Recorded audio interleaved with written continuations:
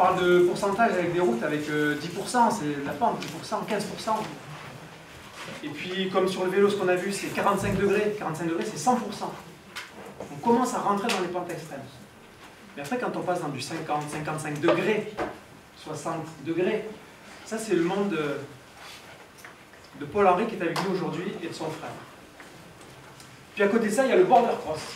Le border cross, c'est encore autre chose. C'est très simple. 4, 6 concurrents partent au départ de la piste. Tout est permis. Premier arrivé en bas. Très simple. La règle est simple. Par contre, il faut un mental énorme, une technique énorme et un cœur gros comme ça. Polo qui est avec nous, lui, il a un cœur gros comme ça. Et ce qu'il en a fait de cette émotion, de cette force, de cette sensibilité, c'est ce qui lui a permis d'être champion du monde junior, d'être sur des podiums du championnat du monde, de remporter des victoires en championnat du monde, et puis aussi d'être aux Jeux Olympiques, d'être médaillé olympique. Paul-Henri est parmi nous, il va nous parler comment on passe de cette émotion à la performance, mais à la haute performance. Paul-Henri, de l'heureux.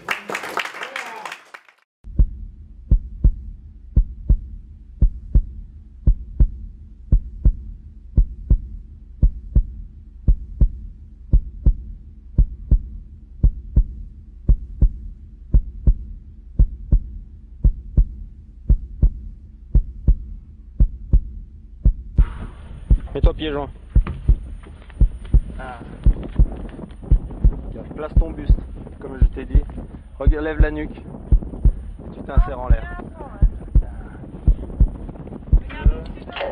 Regarde bien en haut.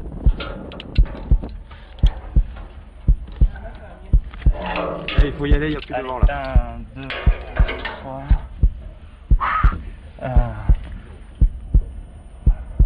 Je vous aime. Allez. 1, 2, 3.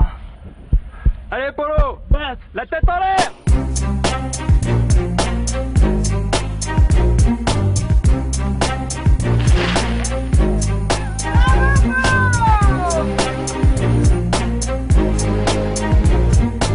Allez Polo, la tête en l'air.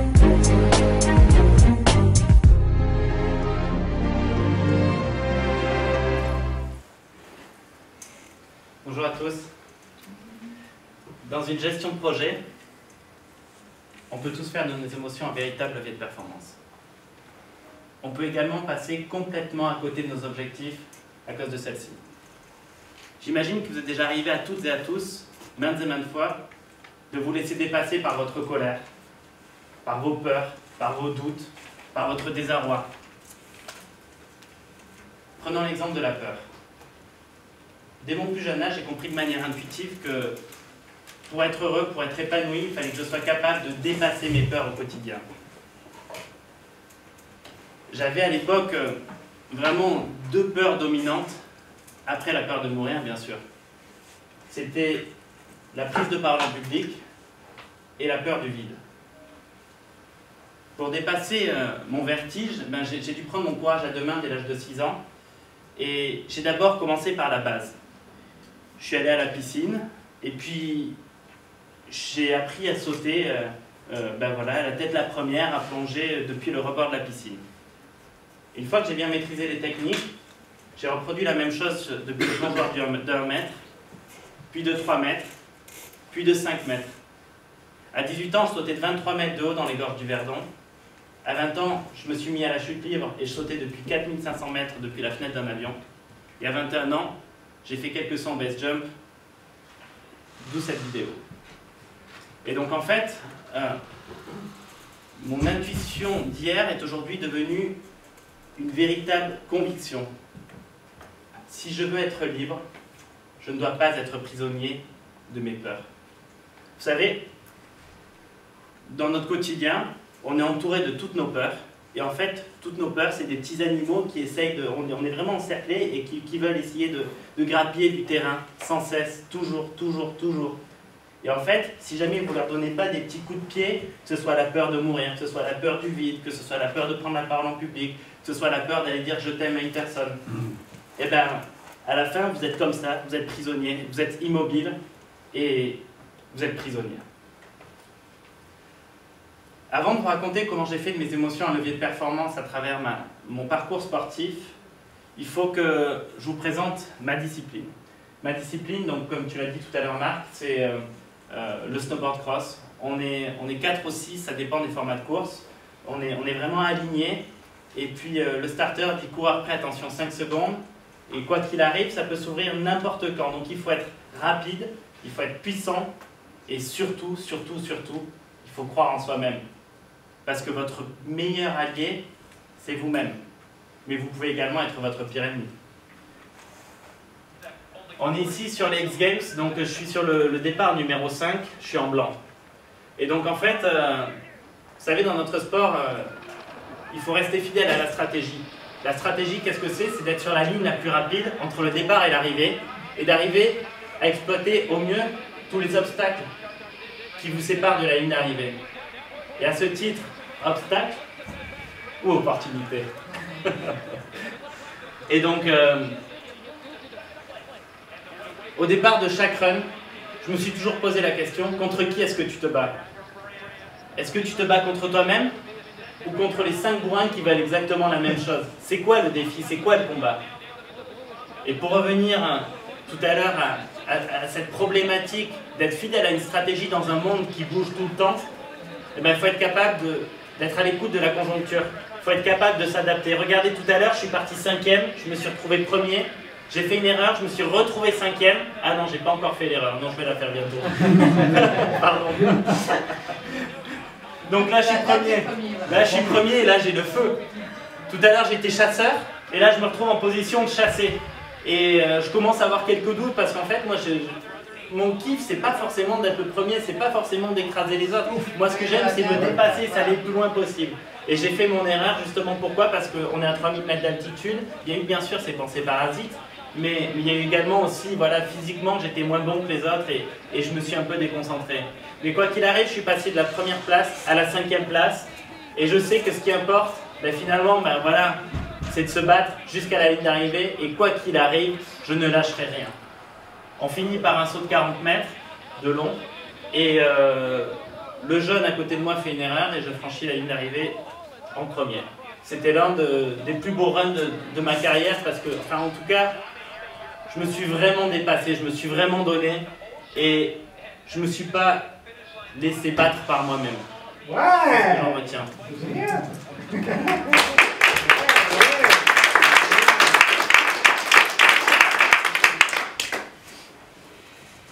Vous savez, mon histoire commence en février 92. Je viens d'une famille de 5 enfants. On a tous grandi à Saint-Lary, c'est une station de ski dans les Pyrénées. Et donc en fait, on faisait tous du ski. Et puis quand on rentrait du ski pendant ces fameuses vacances de février 92, ben, on adorait regarder à la télé les Jeux Olympiques d'Albertville. Il y avait plein de grands champions. Il y avait Franck Picard, il y avait Edgar Gros-Piron qui fait partie de la FCP d'ailleurs. Et donc en fait, on était complètement scotchés. Ça m'a vraiment, waouh, j'adorais les valeurs que ça véhiculait. Et puis à 20h, ma mère, quand elle rentrait du boulot, il fallait à tout prix qu'il y ait un minimum de rigueur et que le couvert soit mis. Il fallait que la table soit prête et qu'elle mette ses pieds sous la table et qu'on puisse manger de manière rapide. Et donc en fait, il était 8h moins 2 ce jour-là et mon frère Xavier, qui avait 50 plus que moi, me dit « Polo, si tu mets le couvert en moins d'1 minute 30, tu iras aux Jeux Olympiques ». Et en fait, il savait que moi j'adore les défis et c'est comme ça que je fonctionne au défi. Et en fait, du coup, j'ai dit ok, j'ai mis le couvert en moins d'1 minute 30 et je suis allé aux Jeux Olympiques.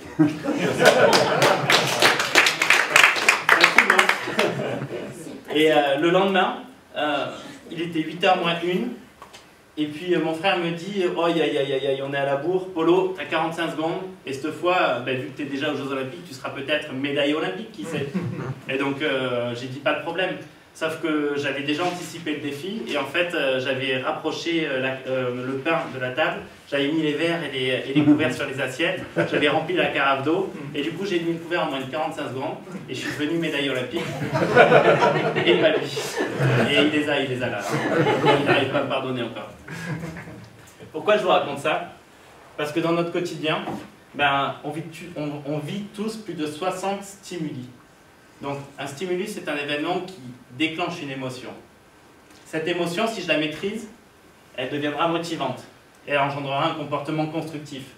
Si je ne suis pas capable de maîtriser cette émotion, elle deviendra bloquante et elle engendrera un comportement destructeur. Alors j'ai une question. Est-ce que des émotions dites comme positives, comme la joie, peuvent nous amener vers des comportements destructeurs? Oui. Non. Oui. Non? La joie, ça nous amène forcément... Il y a un expert de la joie. Vous en dites quoi? Ça dépend si tu entends la joie ou l'euphorie. L'effort. Mais une joie non maîtrisée peut se transformer par euphorie. Parce qu'une euphorie, tu sais bien ce que ça amène. C'est-à-dire tu te félicites de la joie avant de l'avoir accomplie. C'est normalement. Mais la joie en soi, ça va augmenter ta performance. Après, est-ce que tu es capable de la gérer, c'est autre chose. Et est-ce que tu es capable de maîtriser cette joie? Ouais, Une joie non maîtrisée se transforme forcément en euphorie. Donc c'est là que tu veux aller. c'est ça. Donc, ce qui s'est passé sur mes premiers championnats du monde junior en 2001, petit pas après petit pas, je suis arrivé en finale. Et je suis parti deuxième. Et tout le long, j'étais deuxième. Et je me disais, mon Dieu, tu vas être vice-champion du monde junior. C'est quand même pas la classe, ça. Et là, j'étais juste avant la dernière bosse. Et il fallait que j'amortisse le saut parce qu'on arrivait avec beaucoup de vitesse. Et là, je me suis dit, non mais attends, vice-champion du monde junior. J'ai mis une impulsion. J'ai attrapé ma planche. J'étais beau en l'air. J'avais le style. C'était le mot, le style. Et puis, malheureusement, j'ai réceptionné vraiment loin derrière la réception. Je me suis écrasé. Ils m'ont tous doublé. Et j'ai eu l'impression de passer la ligne d'arrivée en troisième. Et donc, bon, je me dis, troisième, bon, t'as fait une bêtise, tant pis, quoi. Et donc, j'avais ma planche, et puis j'étais au pied du podium, j'attendais qu'on m'appelle, et on ne m'appelle pas. Mais je me suis posé, enfin, pourquoi? Et en fait, j'étais pas troisième, j'étais quatrième, à ça derrière le troisième.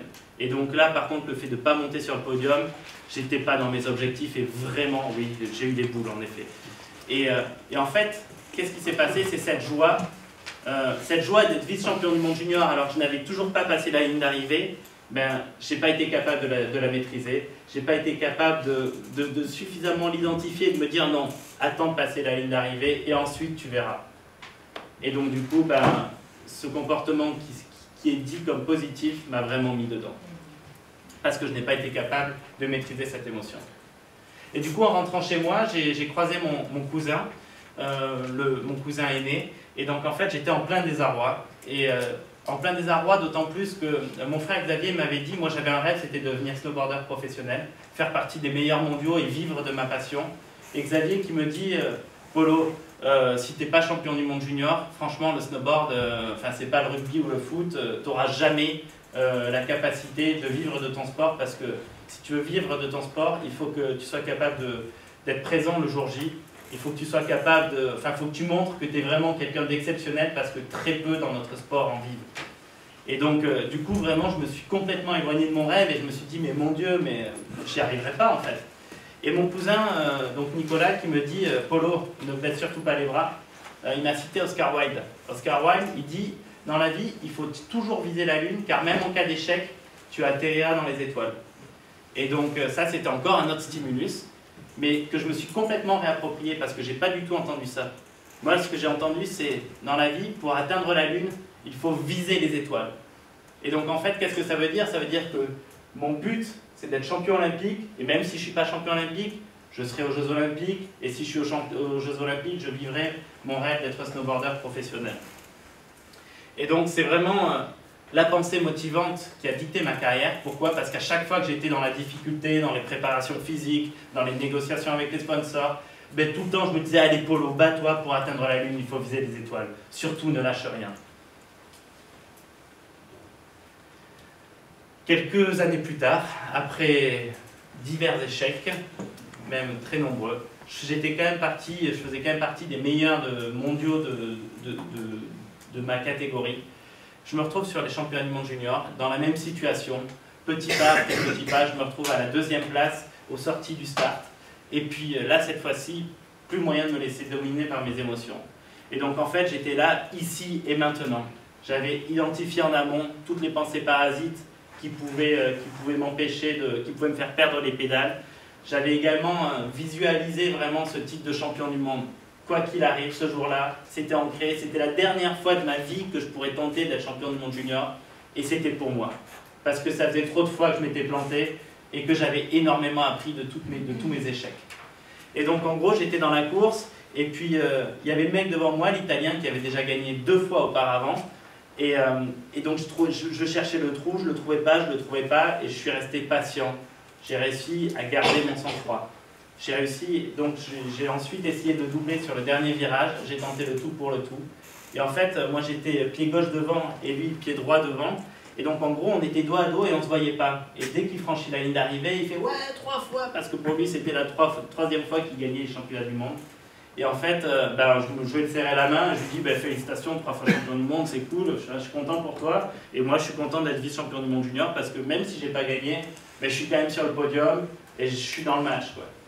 Et 10 minutes après un long silence, le speaker prend la parole et m'annonce champion du monde. Et donc là, tout d'un coup, je pense à cette joie, voilà, que j'avais ressentie 3 ans auparavant, avant de passer la ligne d'arrivée, et qui s'était transformée en désarroi le plus total. Et là, j'ai éclaté en sanglots. Enfin, c'était vraiment une émotion extrêmement forte, quoi. C'était un accomplissement de soi qui était génial. Et un accomplissement de soi, pourquoi ? Parce que justement, j'avais été capable de maîtriser mes émotions. Et donc, en fait, cet événement a été un déblocage pour moi. C'était très important parce que ma motivation source à moi, c'est l'accomplissement de soi. En gros, ce que je veux, c'est passer les étapes les unes après les autres. Et j'ai envie de grandir, j'ai envie d'apprendre, j'ai envie de m'améliorer.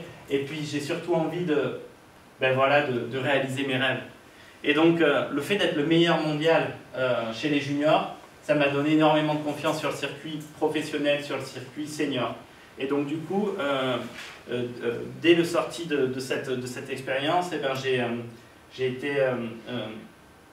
commencé à faire des podiums en Coupe du Monde.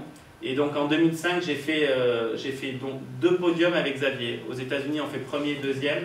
Et en finale de la Coupe du Monde en Suède, on fait premier et troisième. Et donc en fait vraiment, donc on est en 2005 et plus ça va et plus les JO, plus la première échéance olympique de l'histoire de notre sport, parce que c'était à Turin en 2006, avant ça notre sport n'avait jamais été olympique, plus on avançait et meilleur j'étais, meilleur on était tous les deux d'ailleurs, Xavier et moi, et plus cette échéance se rapprochait. Et donc j'étais vraiment dans ce cercle vertueux de la performance en fait, où je passais d'émotions motivantes en comportement constructif, qui généraient eux aussi d'autres émotions motivantes, qui généraient d'autres comportements constructifs. J'étais vraiment, je respirais, je transpirais la performance, c'était incroyable. Vous savez tous qu'il peut nous arriver de sortir de cette spirale de la performance, de se laisser envahir par le doute. Et vous savez, quand on se laisse envahir par le doute, très souvent, on perd de la motivation et on perd du sens à nos objectifs. Et en fait, moi, dès que j'ai des doutes, je me rappelle toujours quel est mon objectif et en quoi cet objectif est si important pour moi d'être atteint. En quoi est-ce qu'il est si cohérent avec ma motivation source et avec toutes les autres motivations également. Qu'est-ce qui va m'apporter cet objectif? Et donc du coup, je redonne du sens à mes objectifs et donc je retrouve de la motivation. Et quand on est vraiment motivé, on ne laisse pas de place au doute. Le 16 février 2006, petit pas après petit pas, c'est le jour J. Je suis au départ des Jeux Olympiques. Juste avant le run de 8e de finale, j'ai une émotion qui m'est restée. En fait, il y avait Xavier qui était genre à la 4e poule. Vous savez, on est en 8e de finale, il y a 8 départs de 4 compétiteurs. Et donc la 4e poule, c'est Xavier qui part. Et manque de bol, il finit 3e. 3e sur 4. Pour être qualifié, il aurait fallu qu'il soit 1er ou 2e. Et vraiment, il est 3e à rien du tout. Et là, tout d'un coup, mon rêve s'effondre. Mon rêve s'effondre, pourquoi? Parce que je voulais vraiment partager ce podium avec Xavier. Je voulais vivre ce podium avec lui. Je voulais qu'on monte tous les deux sur ce podium. Et donc, c'était plus possible. Et donc, en fait, il a fallu que je redonne du sens à mes objectifs. Et c'est alors que j'ai construit de manière instantanée une pensée motivante. En fait, je me suis rendu compte que c'était grâce à lui que j'étais arrivé jusque-là. que sans mon frère, sans tous les stimuli qu'il m'avait apportés, eh ben, j'aurais jamais été capable d'aller aussi loin et de me retrouver aujourd'hui et maintenant, ici et maintenant, pardon, sur ce départ de Jeux Olympiques. Et donc en fait, je me suis aperçu que je lui devais énormément. Et donc du coup, ce que je me suis dit, c'est cet objectif était trop gros pour lui, mais montre-lui que c'est possible. Et donc en fait, c'était, voilà, je me suis auto-motivé. Je me suis dit, ok, tu vas faire entre maintenant et le dernier run de finale, tu vas passer tous tes tours et tu vas aller jusqu'au bout et tu vas être un battant et tu vas pas baisser les bras. Et donc en gros, ça m'a vraiment donné une force énorme, et voilà, pour ne pas me laisser envahir par mes émotions. La peur de gagner, la peur de perdre, j'ai mis tout ça de côté. La peur du regard des autres, parce que vous savez, quand on est sur le départ des Jeux Olympiques, vous savez que mais toutes les personnes que vous avez croisées dans votre vie, et même que vous n'avez pas croisées, elles vous regardent, et vous savez que ça va vous suivre toute votre vie. Et donc ça peut à la fois vous tétaniser, mais ça peut également vous donner une énergie incroyable. Et le truc, c'est que pour arriver cette énergie, le truc, c'est que elle peut être très forte, mais il faut être capable d'aller la chercher. Voilà. Et donc du coup, ben voilà, petit pas après petit pas, avec toute ma détermination et ma hargne, je me sors de situations incroyables et j'arrive jusqu'en finale.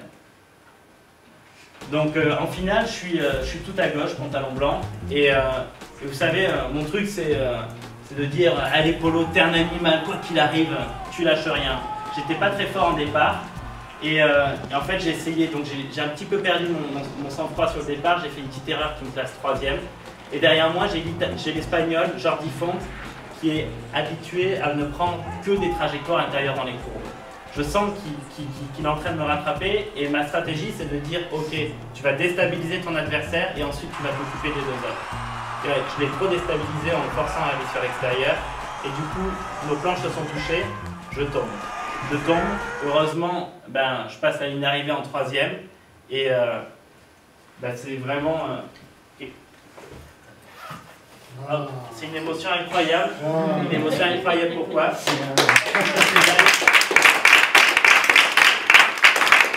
Cette médaille, c'est pour moi le passage à l'âge adulte. Ça me permet justement de m'affirmer, ça me permet dans ma hiérarchie familiale, c'est pas d'écraser les autres, c'est juste de ok, je suis capable moi aussi d'être bon. Et puis vis-à-vis de mes sponsors, ça me permet d'acheter une maison, de retaper la maison dans laquelle je vis aujourd'hui. Et c'est grâce à ça, ben justement, ben que je pourrais construire ma vie de demain.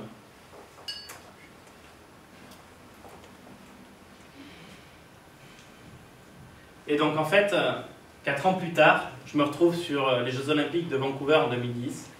Et le contexte est complètement différent. En 2006, j'étais un challenger. J'arrive sur l'objectif et de toute façon, il fallait que je croque la pomme à pleines dents, il fallait que j'y aille avec toute ma détermination, avec toute ma fraîcheur, avec toute ma folie. Et là, ben, j'ai fait une erreur, c'est que j'avais toujours cette folie, en fait je pensais l'avoir, mais finalement, c'est pas ça qui s'est passé. J'ai pas été capable d'identifier une peur. Et cette peur, c'est la peur de perdre mon statut de médaillé olympique.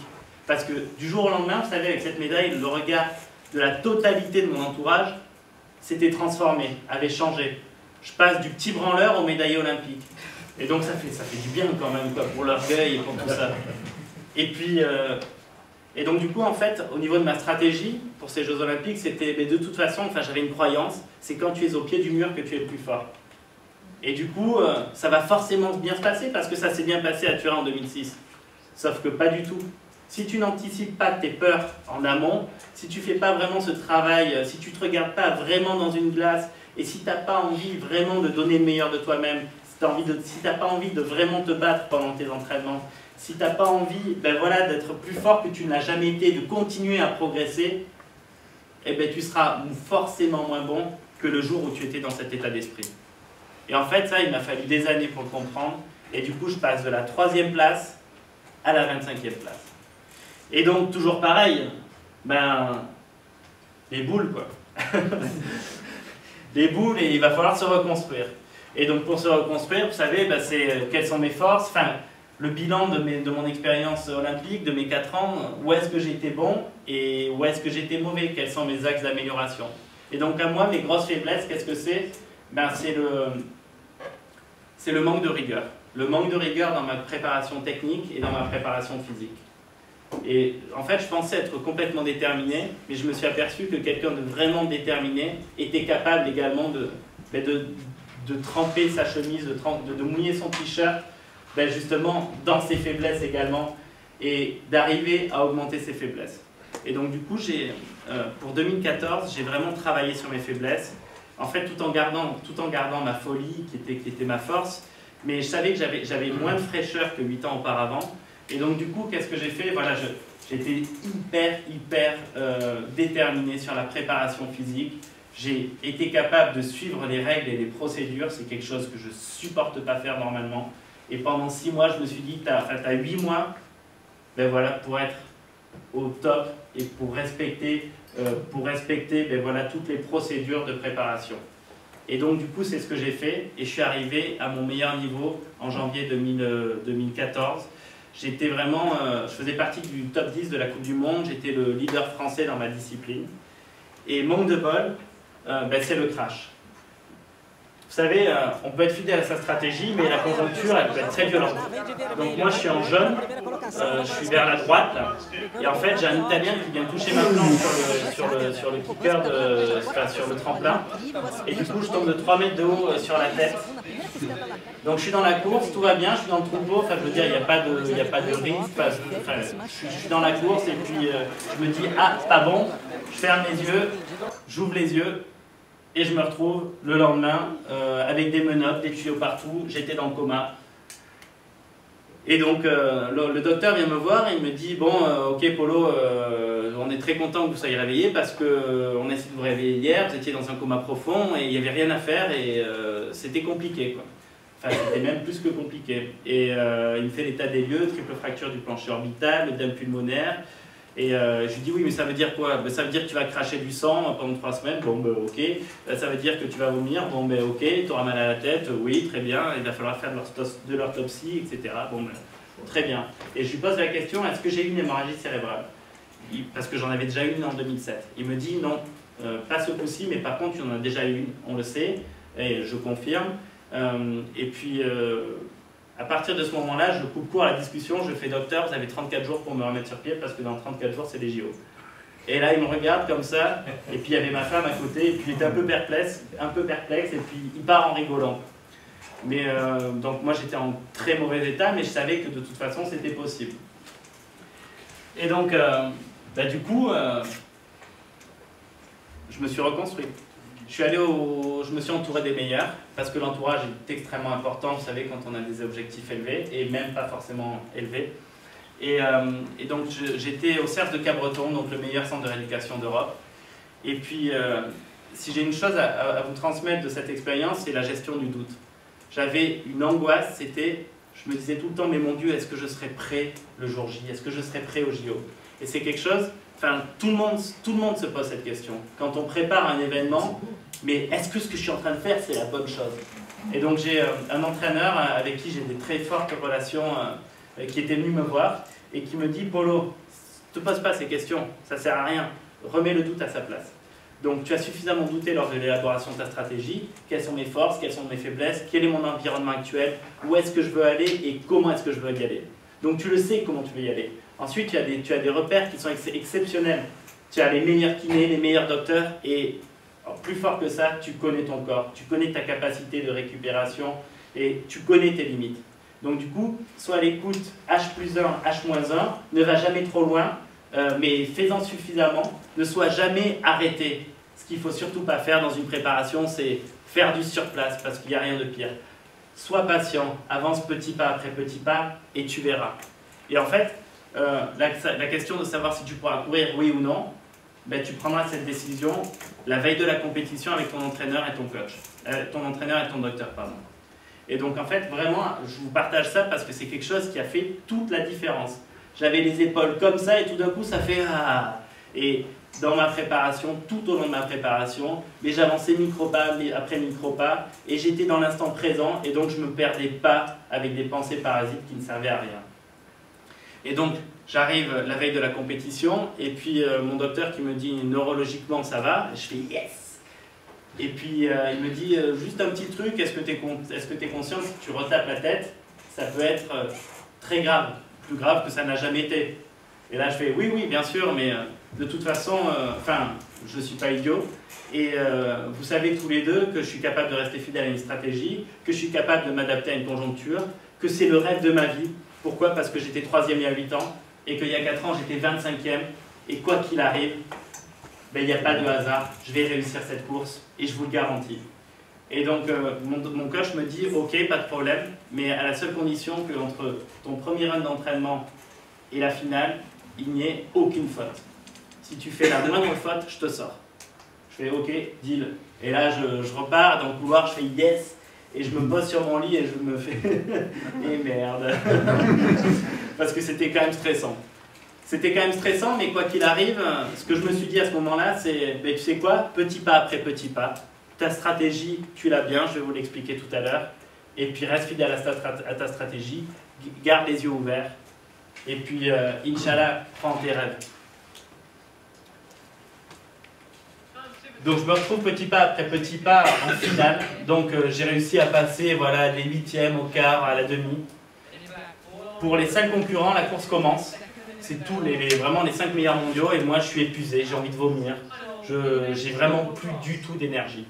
Et en fait, ce qui se passe, c'est que j'ai pas pu travailler l'endurance, j'ai pas pu travailler l'explosivité, j'ai pas pu travailler la force. J'ai pas pu travailler les bondissements, mais par contre j'ai travaillé un truc, c'était la proprioception. Et donc sur ce run, c'est moi qui suis parti avec le plus mauvais départ, j'étais le plus éloigné de la ligne la plus rapide. Donc je savais que j'avais aucune chance d'être devant. Alors la stratégie c'était de rester dans le troupeau, d'être vigilant, de ne pas prendre de risques. Mais par contre, à partir du virage numéro 2, c'est celui-ci, là je suis 4e. Et bien j'avais une finesse que les autres n'avaient pas, et tous mes runs, j'ai doublé tout le monde, voilà, entre le virage 2 et le virage 3. Et donc, j'étais 4e, j'étais chasseur, et là, je me retrouve en position de chasser. Et tout d'un coup, je me dis, oh mon Dieu, Turin 2006, oh mon Dieu, t'es en train de revivre le rêve. Allez, Polo, te déconcentre pas, reste dans l'action. Virage extérieur, ligne extérieure, tu prends l'aspiration. Oh mon Dieu, les jambes, ça commence à piquer, j'en peux plus, j'ai plus d'énergie, il faut pas tomber. Vas-y, bats-toi, mets-toi à l'aspi, tu vas te le faire à la sortie du saut. Et là, par contre, j'ai eu un petit doute.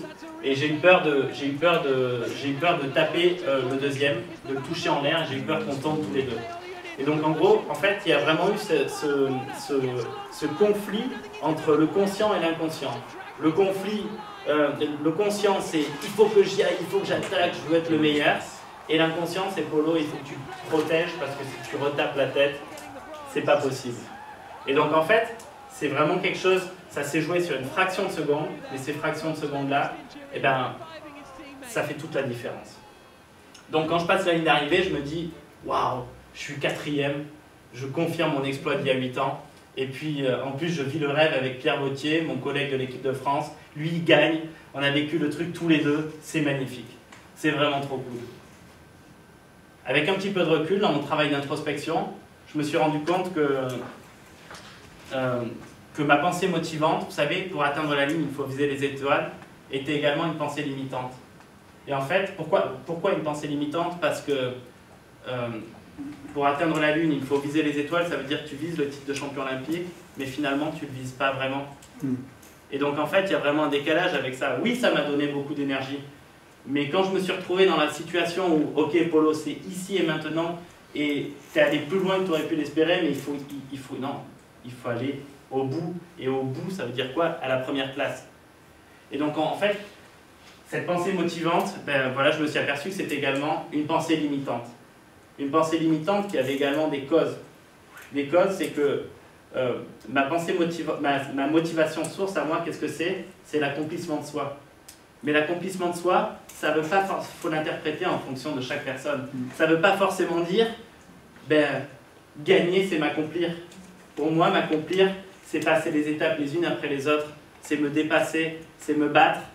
Mais en fait, c'est plus dans le chemin que dans le résultat. Et finalement, si je suis 1er ou 4e, ça ne change pas grand-chose. Enfin, en tout cas, dans ma perception des choses. Mais avec du recul, je m'aperçois que si j'avais été 1er, j'aurais gagné plein d'argent, et j'aurais les femmes, et machin, ça aurait été génial. Et quand tu es 4e, c'est vraiment la place du con. C'est vraiment la place du con, mais par contre, ce que j'en tire, moi, de manière personnelle, c'est que, putain, c'est le top, c'est le kiff de l'accomplissement de soi, quoi. Enfin, ce que j'ai réussi à faire. Et c'est une énorme fierté. De quoi je vous parle depuis tout à l'heure? Je vous parle d'intelligence émotionnelle. J'ai un stimulus qui vient déclencher une émotion. Cette émotion, si je suis capable de la maîtriser, non, pardon, excusez. Excusez-moi. J'ai un stimulus qui déclenche une émotion, et cette émotion, plus elle va grossir, plus elle sera intense, plus elle sera forte, plus elle aura tendance à se transformer directement en action, en comportement.